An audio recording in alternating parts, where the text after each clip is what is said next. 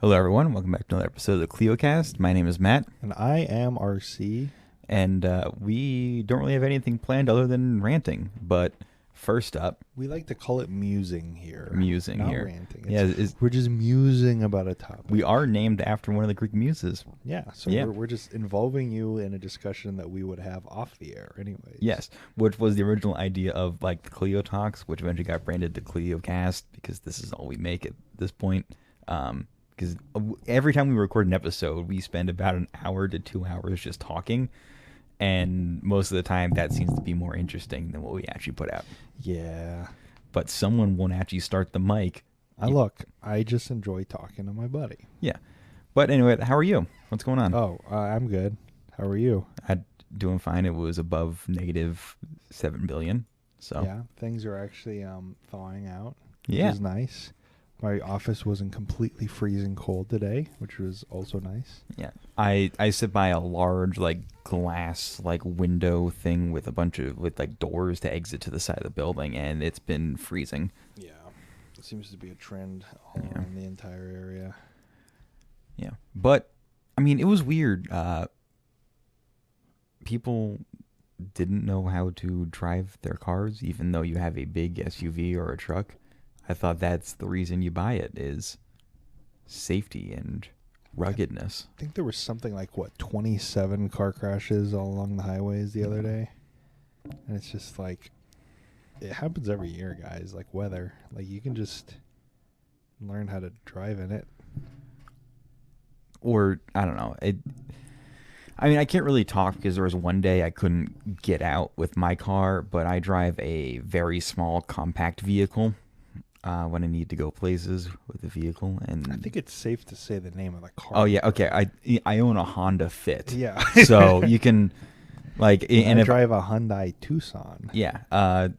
So me owning a Honda Fit, other than one day, which that was just because my like complex didn't like plow or treat the roads or anything like that, it's been doing fine driving in the inclement weather with the roads and stuff. Weird that I can do that, but someone in a Ram 1500 can't. Well, I was like at a stoplight, light turns green. I'm turning, so I'm waiting. Cars in the lane next to me are trying to go up this big hill in the ice a couple days ago when it was like snowing, and it was right before the Bills Steelers game actually. They just like one after the other, including a Jeep, could not get up the hill. It was just a bunch of hazards popping on. It's like, come on, guys, you got it. Come on. It's like maybe a 10% incline, maybe. That's even probably too steep. So that was right before we went and destroyed some all-you-can-eat wings. Yes. All-you-can-eat wings back at Applebee's, guys. It is back. We're not it's getting $15. Do not get the shrimp. You will throw up afterwards. It will upset your tummy. But weird that this is, we sound like a broken record when we talk about this, but weird that there's a lot of parking lots, especially around bars. That was the segue you're going with? Yeah. Okay. I don't know where did it, I was thinking a better segue would be like, speaking of your apartment complex and not being able to get out of it because of paving, we're talking about housing. then why didn't you do that? I don't know, because I wanted to talk about the hill for some reason. I But, wanted like, to talk about the hill. we ended the bit about Applebee's. You could have done the transition instead of just leaving it to me. Anyways, speaking of housing and parking lots and zoning in general. Ooh, this is our rant about zoning and housing. Woo. So, for most major American cities, you can only go on Google Maps, scroll around, look at your average American city. It is very well known that there is a massive urban sprawl. That urban sprawl is usually referred to as suburbia. That was originally developed out of a bunch of different factors between automobiles, racism, and a feeling of being able to create a new segregated community with whether it's racial covenants or just pricing out people of color, or if you're Robert Moses, building bridges that specifically like don't allow buses to go under, so people who are already economically disadvantaged can't get out to your suburbs. Mm-hmm. But we're hitting the limit because look on Zillow instead and find those single family houses built in the massive sprawl of suburbia across the United States. Find one that you can potentially afford and consider your commute, consider all of the factors around you, and also consider that, it might be a sterile neighborhood in a house built in like the 1990s with a bunch of cars parked in the street and a bar a half mile away and a grocery store a half mile away that you all have to drive to, and realize that the land use that we talked about in the land value tax episode, we're not going to talk about Georgism at this point, but we have used land pretty poorly. I think I saw a chart the other day, and I'm not going to credit where I saw this because I don't remember where I saw this, but I saw the chart, and I remember the chart, and that's what's important, of like taxation per acre of like a Target versus a like KFC or something. You imagine a Target versus a KFC. Target's obviously a lot larger. It's a big box, so it's got a lot more parking lot versus a KFC, smaller parking lot, more dense in general for what it does. And it's just kind of like that usage that is used for the Target, the gigantic lot in like a suburban Target. You only get like something like 150,000 tax dollars per acre versus the KFC, which is much smaller, but like a probably similar volume. You'd get closer to like 500,000 tax dollars per acre because they're generating similar amounts of like revenue, but one of them is much more compact and smaller than the other. And it's just talking about how like even like the way our stores are designed, that Target, if you just had to be a smaller store but like taller, like denser, you'd get much better taxation per acre out of it. Well, yes, you can get that. And also the same thing we talked about before. If you're, for example, Prairie Village, this is a now affluent suburb of Kansas City on the Kansas side, so it's able to avoid being gobbled up by Kansas City, Missouri, because it's hiding across the state border. Prairie Village was built in that 1950s suburbia boom, relying solely on car transportation, solely single-family homes, solely like a strip mall and like a grocery store and a few parks. It's hit its limit based on the size of Prairie Village because it's only a few square miles. And there isn't enough people to facilitate paying, for its own police department, its own city, its own maintenance. Well, yeah, because if you think about it, cities can obviously get taller. They can use the exact same amount of area, but increase the density. They can get taller. They can compact things. They have ways of fitting more people into the same square mileage. Just look at, a New York City where it's on an island for the most part, but they're just able to go up and, replace tall buildings with taller buildings and replace parking lots with buildings and stuff. Prairie Village has been operating under the suburban mindset, which is instead of going up, you go out, right? Yeah. And they're a good example of when you hit that upper limit of, okay, there's a river there. Okay, there's a lake there. Okay, there's a city border there. There's a city border. There's any kind of natural obstacle where you just can't expand anymore. Look at Houston, right? They can't expand more because the ocean's right there. So they're kind of limited in that area. At a certain point as well, based on automotive transportation in all these cities, people don't want to do an hour-plus commute in their car. Yeah. They don't want to. And so basically there is an end to the American metro area, and that is basically an hour drive from wherever that person's office is. Yeah, because you lose the benefit of the suburb, which is being 15 minutes away from the city core where all the fun amenities, the bars, the fun music halls, sports arenas are. You're not 15 minutes anymore, then you lose the entire purpose of the suburbs. Yeah. But yeah, there is a natural breaking point you can start to see in examples like Prairie Village. Yeah, but we're not saying that the people of Prairie Village need to live in a pod and eat bugs. That's not what we're pushing. We're just saying that there has to be some sort of change developing for the average American, because the average American now can't really afford those homes built in the 1950s and 60s that used to be the homes that you would, buy if you had a white collar job or you were like a well paid blue collar worker. At that point, take whatever job you have now, look at your salary, put it into the inflation calculator, do like 1965, and see how much you would make comparatively then, and use that to radicalize yourself on that. And that's not to blame, inflation is an issue, but also it's a supply and demand situation as well, where we don't have that lost middle housing. And that seems to be, we need to pull people tooth and nail to get to. And I think I've talked about this before, but I'm going to bring it up again. I believe it was Microsoft's former CFO was in a Twitter fight with someone. Steve Ballmer? Maybe. He's the developers. It's that guy. I think it might have been that guy. Yeah. If it wasn't, don't sue me. You have more money than me. There's really no purpose. I'll give you like 5 cents. The out of my lawsuit car. would cost more than we're worth. Yeah, no. Like, do you want the change out of my Honda blood Fit? from a stone, baby.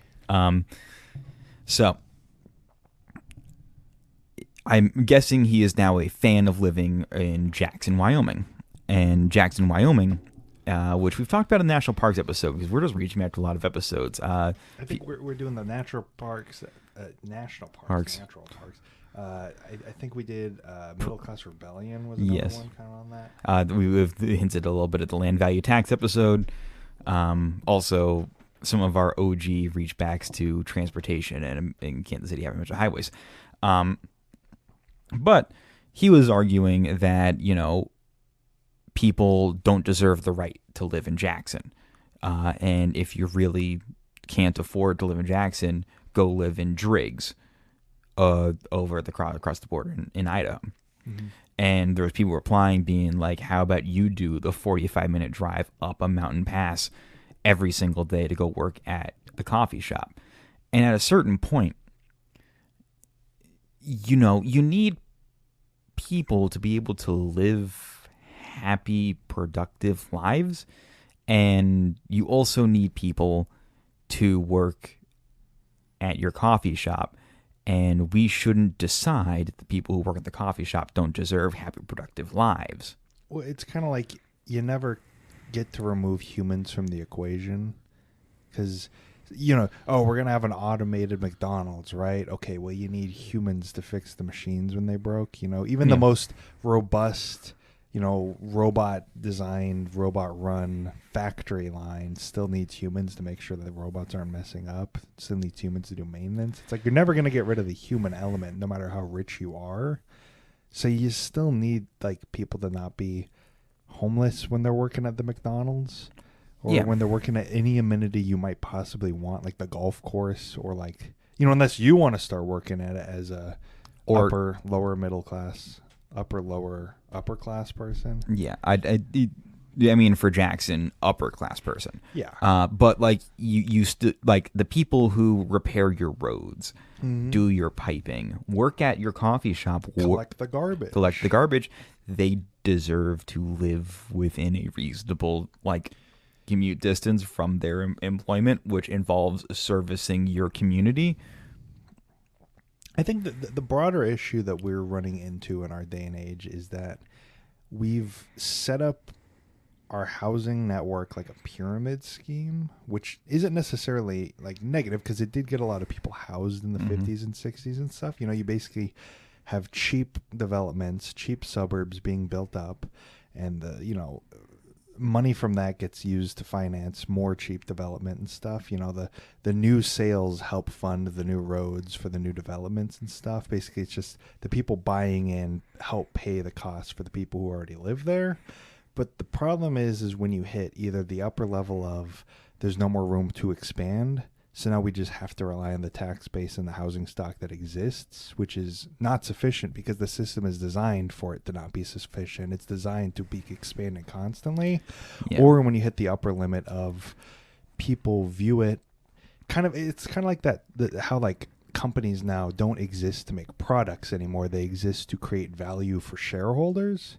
So it doesn't matter whether Apple's new phone sells well. It matters whether Apple's stock value goes up and creates value for the shareholders who own it. Like that's the, A1 number one. Mm-hmm. Even if you have to lay off 20,000 people, technically, well, your profits are going to go up because you're paying that much fewer people. So, the stock value is going to go up.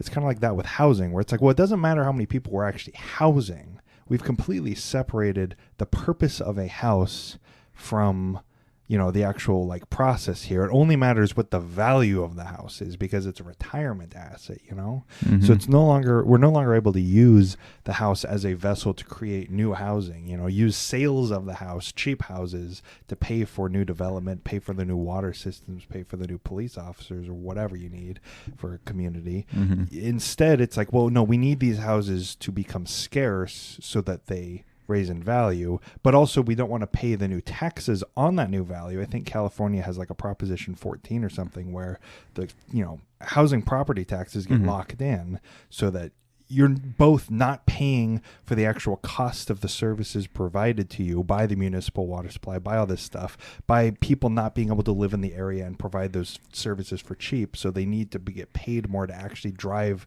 an hour a day into the area. We're basically pausing people from actually feeling the effects of those costs just so their retirement asset can grow. Because it's not a house. But the thing about the retirement asset is, and especially in, like, I understand in very, very high demand, high cost of living areas that are seeing increases. But if you own a home in, like, insert average America suburb here, Gary, Indiana. Nicer than Gary, like Naperville, Illinois.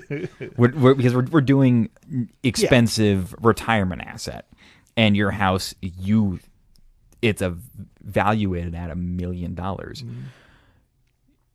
You are looking at a situation where you hypothetically have $1 million, and we all hypothetically have $1 million because I can say, I hypothetically have $1 million. That's not true. You own an unrealized asset. Yes. You can't. You're going to need someone to give you that amount of money. And what's quickly happening is you're running into a disparity where the people who would have that money to pay for it, or the ability to get that loan from the bank, are dwindling. And the gap between the people who would just rather rent that property or have to rent a cheaper property get higher. So basically you have a two-tiered system that eventually people who do have all that capital will die off, and who's going to buy your $1 million house? I think like a similar vein is also if you're like, like an empty nester and you own $1 million house and you're looking, hey, I don't need this much house anymore. I can sell it for $1 million and buy a much cheaper, smaller house. Well, there's no cheaper, smaller houses on the market anymore. Like they don't exist. They haven't been built, and people aren't selling them because they're retirement assets. So you're sitting on this $1 million unrealized asset, and you can't get rid of it, and you can't downsize even if you want to without moving out of the area. So you have these people who, in any other circumstance, if housing stocks were increased or if they had more availability, would downsize and allow people who need the larger house to buy the larger house for like a larger family. But they just can't do that because they have the exact same immobility in housing as people who are homeless have. But at this point, any of these arguments are untenable because if you're bought in, no one's going to eat this cost. If you have a mortgage, you took a bet, a 30-year long bet. If you're able to get a mortgage for a house, a 30-year long bet that house will be worth more than the money you pay in your mortgage going towards the principal and interest at the end of that 30 years. You have tied yourself to something that you are hoping gives you more money in the long run than what you're going to pay per month for 30 years. And if that goes down, you're now paying for something that was your loan amount was for something more expensive that asset depreciated, you are losing money. Mm-hmm. And people don't want to lose money. And there's millions of homeowners. There's millions of people who have been able to ascend to that world. And that is the issue, is you're going to have to fight them tooth and nail in order to find a way to accomplish that. And that's where something like, like taxing the land it's on and doing increases for how much property you do own. So, like Slumlord McGee gets screwed over tax-wise, but the person who bought a house takes kind of a hit, but not drastically. Yeah, I think we need to just stop subsidizing people's choices as much, because if you are faced with the real cost of what your living situation actually costs, you're going to make different decisions, right? Like, you're not going to necessarily buy the really super inflated house that you can't necessarily afford if it's more clear that you can't afford it because, like, you have to pay more in taxes or whatever to actually, like, sustain the community. Or and see, I think it's also similarly a similar problem with the fact that people are buying in right now at the kind of maybe inflated price because we've had such a shortage. So any solution you would necessarily propose to the issue to kind of bring costs down, such as building more houses to bring the prices down, is all the people who bought in because they need a house. I mean, people need to live. People don't want to just rent for the rest of their lives because, they want that asset. But people who buy in now are buying in at the inflated price. So now if they get any housing built, if prices begin to kind of drop to make it more reasonable for the majority of people, I mean, then you're going to have them having an issue. So it's almost like life or death for them, just the same way it is life and death for people who don't have any housing or are facing homelessness because they can't afford it. And a term that I first heard, I think like 10, 12 years ago, was the term house poor. And that's always kind of stuck with me because, people who are able to achieve buying a home in all likelihood might end up being house poor, where you have the money to pay for the house, but that's about it. Mm-hmm. You have little to no disposable income beyond that. And the way the American economy works, those stocks we talked about that like increasing, shareholders' profits, most of that is through American consumerism. Like, I mean, NVIDIA, that stock's been skyrocketing for the past few months. If you don't have people to buy the newest graphics card for their computer because they're spending all their money on housing, what does that mean for a company like NVIDIA that makes graphics cards? Or what does that mean if, people can't sustain a bank account? What does that mean for Bank of America? Because literally they are pushed to their financial limit that they can't put in enough money that Bank of America could then use that money as deposits to then issue more loans. Consumer spending is crucially important. And that's also where, the same thing with student loans, but either way, adding in consumer spending into the American market increases the economy as a benefit to all.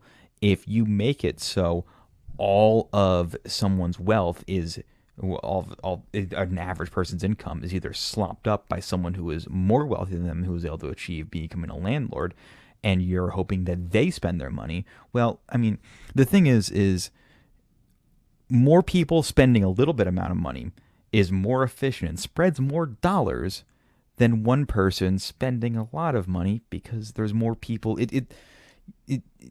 Many hands make light work, and it's the same thing for spending dollars. Well, it's like turning the shower on the hose on versus turning the jet. It's like, well, it's a lot more, but it's only going in one spot.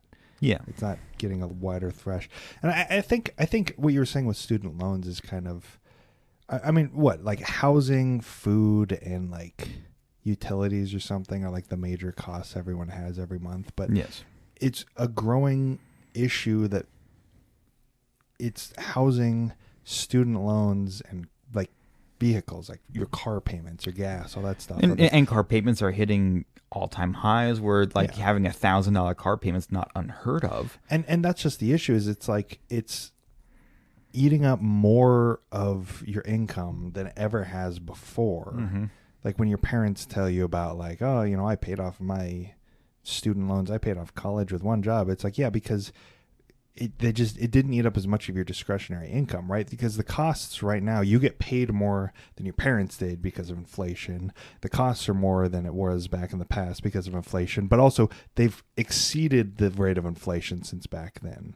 And also student loan interest rates are like, you know, eating people alive if you don't reach the tax bracket for like the save plan where you basically don't have any interest on your loans and stuff. So you have your housing costs being house poor necessarily, and then also like student loans and car payments because you need the car to get to your job because most American cities don't have any public transit. You have to have a car, so you can't really squib on that. You need the student loans because you have to go to college to get like a decent job. You can become a plumber or something, but you still have to go to a trade school. And even if you argue that, you know, we need, oh, you should have gone to trade school, it's just like, I mean, it's sure, all of us could have gone to trade school, but you currently in reality, you have an issue where people who are usually high spenders, who are a big market, which are, you know, young people below the age of 35, their consumer dollars are extremely important to the economy.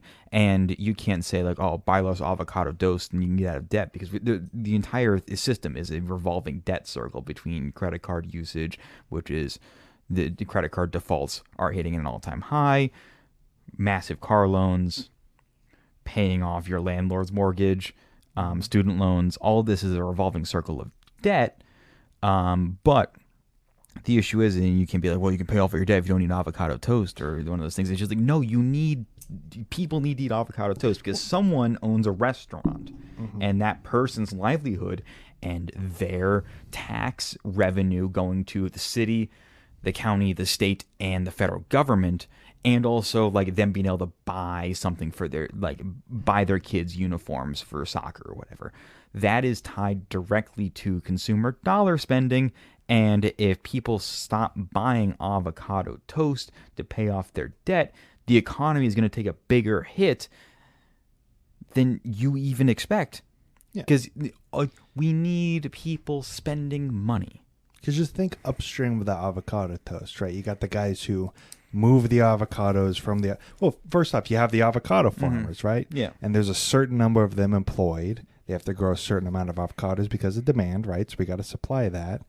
So those are going to be jobs that get lost. You have the people that move the avocados. Well, we don't need as many truck drivers, so those are jobs that are lost. You have the people that work the logistics trains that like move supply from the trucks into the store. You don't need as many of those people. We don't need as many cashiers because there's less people buying the product. Oops, we've just got 1,000 people unemployed because demand, was decreased because people can't afford a product anymore. Yeah. Oops, sorry. Now all those people are going to be homeless. And if you don't think you're a part of that chain, think about your job and what you actually do. Because, I mean, we know the demographics. You're probably a white-collar worker in an office. The situation that goes on is if you look at what your company actually does, if those dollars aren't spent at one location and there's a ripple effect down, imagine how that would impact you. So if you're just like, people stop building buildings because there isn't enough tax revenue for the city to be able to build a new building, what happens to a construction project manager? Does the construction project manager still have a job? I don't think so. If there's nothing to build. What happens when the construction workers and construction project managers who all bought F-150s, now they can't afford their F-150s? Probably not going to be able to afford their F-150s, are they? And what's going to happen? Well, Ford's not going to sell as many cars, are they? Yeah, Ford, whose top-selling vehicle is the F-150. Ooh, and then you got the United Auto Workers Union who employs, a large amount of people. And like They build cars. oh, this is a hypothetical scenario, trying to illustrate, like, we're not saying that you not spending all of your money will result in economic collapse. We're just saying that the less disposable income that exists for the average American, the more economic ripple effects you feel as an American. And it's a feedback loop where, you know, more impacts the economy because of less consumer spending, because all that is felt hits you, which eats more of whatever little discretionary income you had before, which keeps on spiraling down and down and down. What we're saying is that all you people making arguments about, I don't want to pay off your student loans because, why are you getting student loan payments? I pay taxes. I don't want to have to pay for your.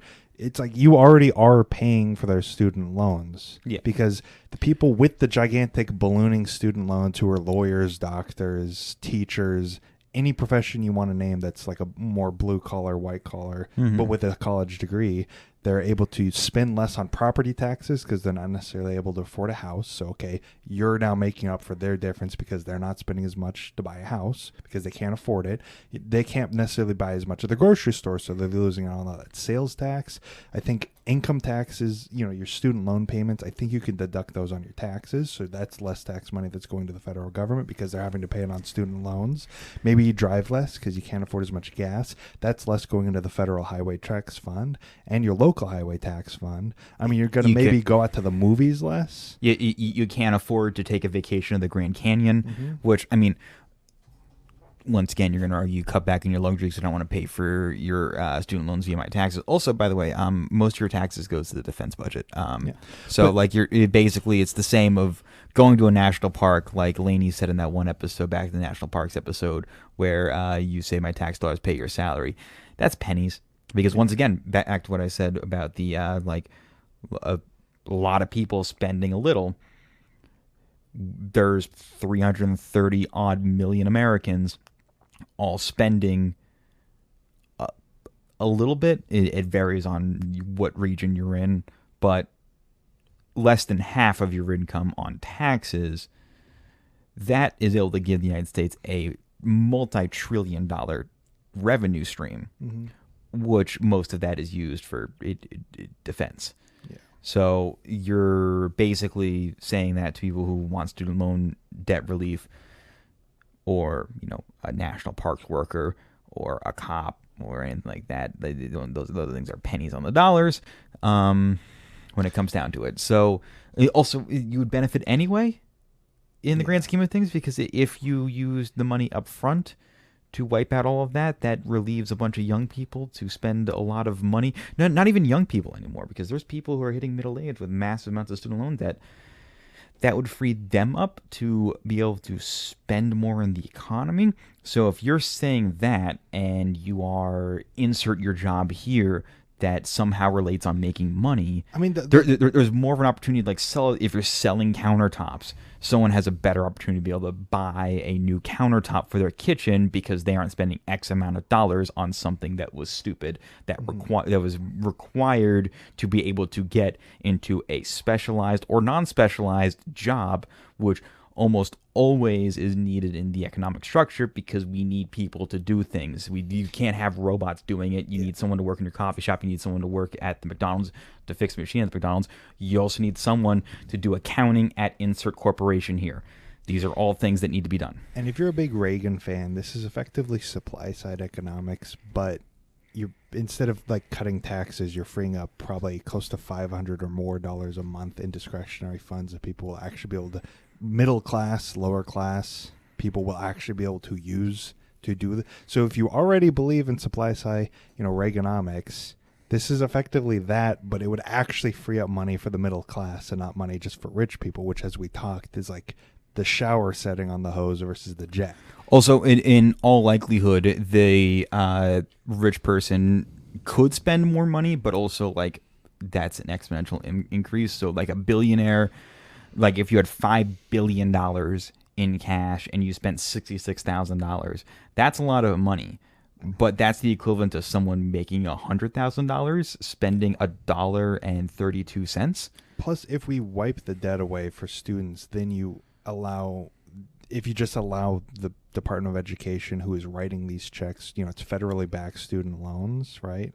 It's public institutions that are already getting federal money. If you just allow the federal government to negotiate rates with colleges so we can kind of tamper down on the rising cost of education, instead of just having a governmental blank check, Fannie Mae, Freddie Mac, government-backed student loan, you're 100% guaranteed to go to college, but you have to be responsible for the student loan.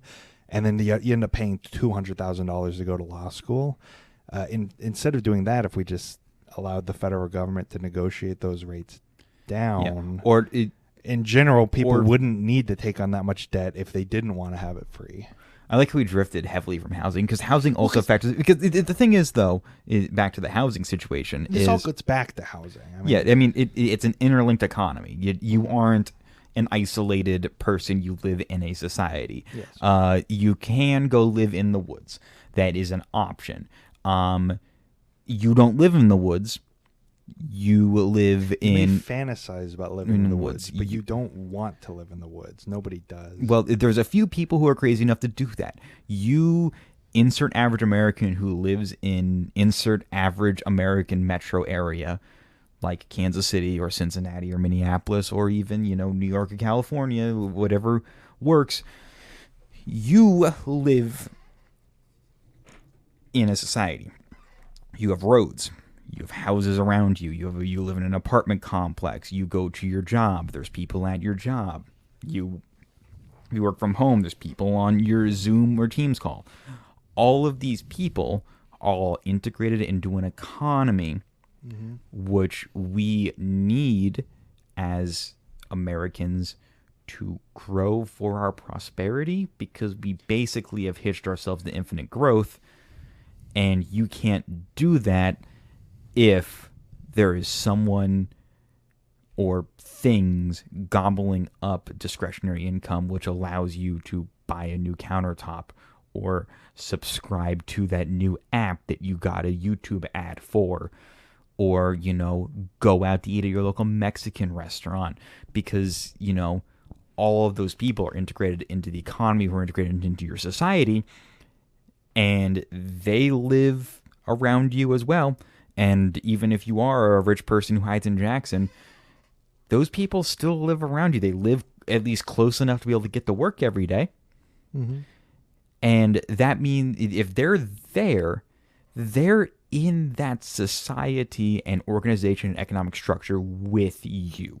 Mm-hmm. And their dollars are crucial to the economy just as much as your dollars are crucial to the economy, because the dollar that they spend supports other people down the line. Yeah. You can effectively lower your own taxes by just having more people able to pay more taxes. If you have more people in a higher income, higher tax bracket, more people paying property taxes, then the government won't need to raise tax rates to make ends meet, such as our example of Prairie Village from earlier. If you don't want to raise taxes to pay for the roads and you can't build new housing out, you need to get more people who are able to pay taxes in. The more taxpayers you have in an allotted area means more tax revenue for the government without having to raise the actual tax per citizen. So the more housing you build, the lower housing costs get, the more people that can move into an area, the more people that will be able to pay taxes in that area, the more people that will be able to pay property taxes, sales taxes, gas taxes, any tax you want to name, then the government won't have to raise taxes on that same population. It all gets down to it. Like, if you're a Republican, if you're a Democrat, whatever, your policies ultimately get towards, you just need more people living in the area. You don't need... You need more people living in the area, more people spending dollars in the area. Because less people spending money on, rent. Because rent, it's like you have a landlord paying taxes. Well, yeah, and I mean, once again, back to the many dollars, many people spending a little dollars or one person spending a lot. If you're taxing one landlord, you would make more money taxing everyone if they own those properties individually, less than you would by just taxing that one landlord. But this is maybe why we reach back to the land value tax episode, because there are alternative solutions out there that that don't result in flying the red flag and killing your landlord and then building a bunch of I was just gonna say condos.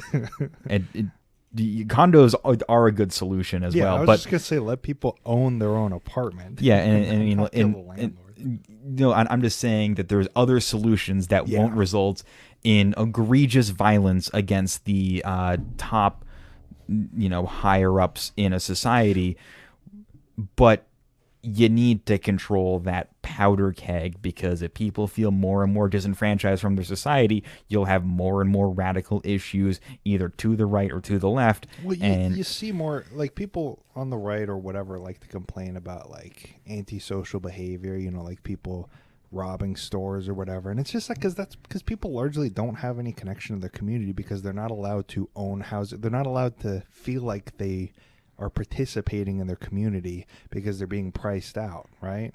Yeah. So it's like, well, why wouldn't I go rob my local CVS? Because it's not like anyone's ever done anything for me, right? But if you allow those people to engage in their, community by such, building more houses or like a land value tax, kind of relieving their own actual individual burden to allow more development to be done.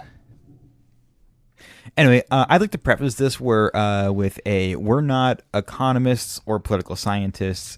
We really, I think it's. We have a podcast. Yeah, we're podcasters. I mean, feel free to share this, because if you think it was interesting, feel free to like share it with people, and then get people who know what they're talking about to correct us. Yes, and then we can do a follow-up episode. And if we are wrong, please reach out, because we like hearing experts. We had Ben on to talk about land value tax. That's interesting. We would appreciate people who actually know, because this is just a rant that we're doing off the cuff. These are just general ideas that float. We don't have scripts, if you can't tell. Yeah, no, we don't have scripts. Also, we don't really we're just talking out of our ass here. We're not experts. We have no idea what exactly. I will say, I do know that supply and demand is a thing. Yes, we know about that, and I also know that I spent too much time on Twitter. That's true. That is true. Yeah. So that's all we have. Honestly, I didn't expect this to go this long. I think it was a very good conversation. Yeah. Please, if you want, leave a comment, send us an email. I'm going to let you do your scrub. I'm just going to say, genuinely, I think YouTube or anywhere, I know most podcast apps don't have a comment section, so that is why we give you our email address every single time. Yeah. You can treat it like a comment section if you want to. If you want to just tell us you hate us, feel free. I think our DMs on Twitter are also open. They should be open. If they're not, let us know. Yeah. And so, that's it. And if we're wrong or you didn't like this, I mean, you can tell us. I mean, if you don't bring a good argument, we'll just kind of ignore you. Anyway, all right. So this has been CleoCast. My name is Matt. I am, unfortunately, RC. And thank you. You can follow us on Twitter at CleoHistory. You can email us at cleohistorypodcast@gmail.com. We're available where you get podcasts, reviews, likes, and shares really help us with algorithm stuff. Yeah. So that's it. Bye. Bye.